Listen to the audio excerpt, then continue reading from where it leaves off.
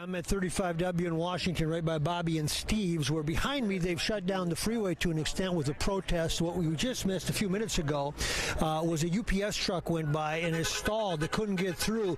Eventually it did, but there were people that were able to get on the UPS truck, jumped into the back, and started to throw things from the UPS truck. And we've got some good sports fans apparently here too.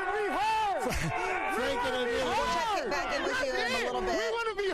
They're going to the 5th precinct, and so in other words, they're moving the entire group, or a lot of them, to the 5th precinct. It is breaking and breaking quick. You can see what's just happened here. This is the police force, and they are moving in, and they are moving in force. You can see this just happened. People have dispersed everywhere. We're at 32nd and Nicollet. The State Patrol we're seeing here, it looks like in general the State Patrol and the National Guard, and they are moving due north right towards what would be downtown Minneapolis. They won't get that far. If you're wondering where the police force has been, here comes a Humvee complete with the National Guard, and I'm not sure if there's a strategy or a plan to this and that they've got a number of people inside a certain perimeter, but they have showed up in force and they are here, and they have decided to make quite a statement here. And that's tear gas. Maxie, you stay with us. I just heard somebody yelling that's tear gas. Is getting us now, guys. Whoa, we're really getting it now. Oh, Maxie, you should get out of there. I thought it was smoke that was going to engulf us. That was from some of the antics and the fireworks. I didn't realize it was tear gas until it was too late. And so, Mike, are you okay? Because it certainly moved us back here. Listen, why don't you take a breather? Are you scared or you what? Well, we were at first excited, but then now they bring the National Guard and all that, we're kind of scared. So once things get chaotic, we'll be out of here. A girl has been hit in the eye, I believe, with one of those rubber bullets, and they're calling 911 and can't get an answer is what they're telling me. So someone's on a cell phone trying to get help here, and they're calling 911, and what they're telling me is nobody's answering. Now, are you concerned about the curfew and being in violation of? Nah, man, it's about the movement. What have you seen? What did I see here tonight? It's all right. It's all right. Everything's okay. Everything's okay. Get off of that. We're done. We're done. We're done. Let's not lose sight of the fact that everything that we've seen, 80% of it has Minnesota roots and basically what I would characterize as peaceful protesters from Minnesota. There's a man with a crowbar that I mentioned earlier. Not only did he take a swipe at our photographer, Chris Cruz, but he also destroyed someone's camera. And explain what you guys have choreographed here and what you have going on. What we have here is we have 24th and Cedar blocked off. We have 26th and Cedar blocked off for the safety of our family and our homes. And so, in essence, anybody that comes this far, you're just peacefully turning them around. Peacefully, as peaceful as possible. We're thanking them and telling them have a safe night. These are the people that are making sure that the bad stuff doesn't happen. You see a guy there, he's standing with a 12-gauge shotgun.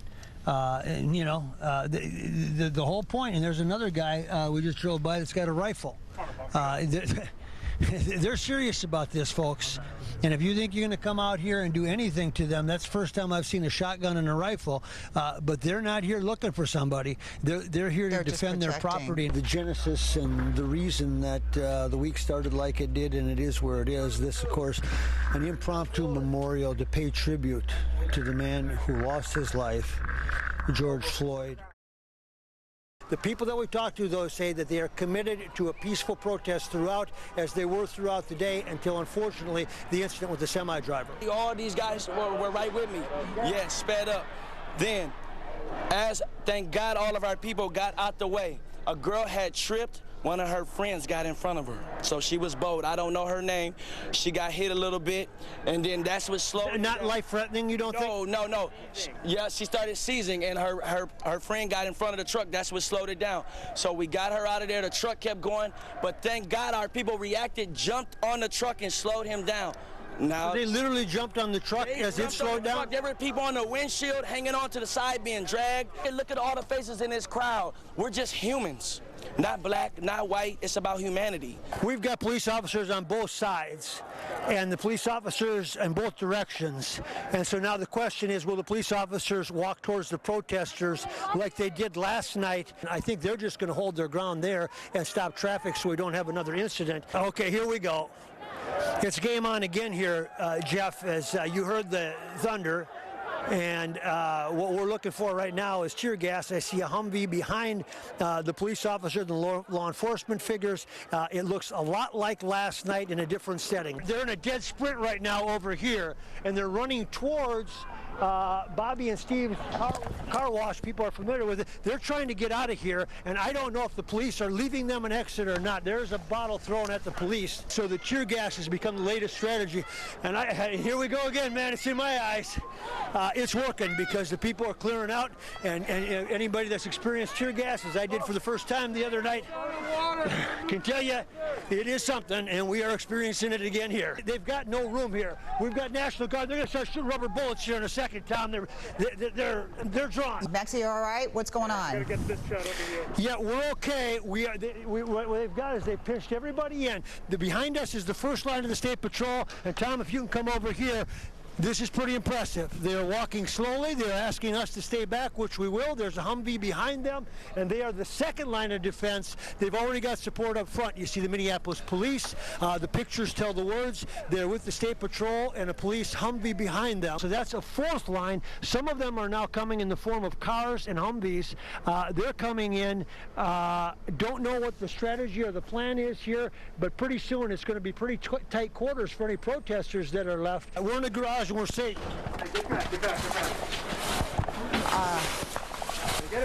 in. You guys go behind us. They are fortified with bodies, and they are fortified with Humvees, and they are fortified with people. And I don't think these protesters, I think they will go peacefully because they are going to have absolutely no options in a matter of minutes here. They just stand their line, and then eventually they move again. And eventually they move again. And then behind them keep coming more reinforcements, Humvees, everything else. So this is an incredibly well-orchestrated plan. If the intent was to circle the protesters and pinch them into one spot, this is an intentional, this is an incredibly efficient and effective plan. These are not even violent conversations that they're having with the arresting officers. They're telling their story. There's some smiling. There's some laughter. I don't know what the content of the conversation is. And I'm seeing more smiles and laughter than I think I've ever seen of people that are being arrested. There's almost a bond that's been established with the arresting officers and the people that have been arrested. Exactly. At the end of the day, we're human. He's got a family. He's got friends. I've got a family. I've got friends. At the end of the day, we just want to go home to the people we love. The magnitude we can't even begin to explain with what we've seen this week. And as they go forward and try to progress and heal from this, you have to accept the fact that Minnesota is where it originated, and most of the people that were involved were from Minnesota. I don't have no hate towards these police officers around me. I really don't. I just want everybody to come together and treat each other equally. Seriously. Do you regret being arrested? No. Mike Max is out along Lake Street. Let's join him now and find out what he figured out there. Maxie?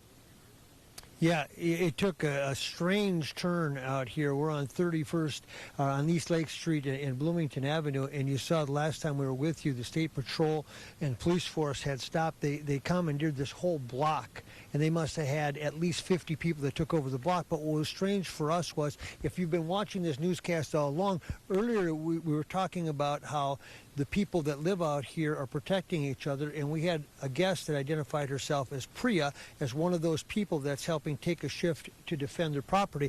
She and another young lady were right across the street there in front of that business.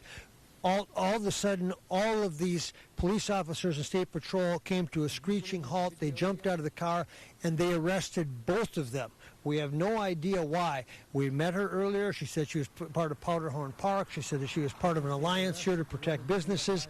But when they came to a screeching halt, they got out, and both Priya, or at least that's how she identified herself to us, and her friend that was with her guarding those businesses were down on the ground.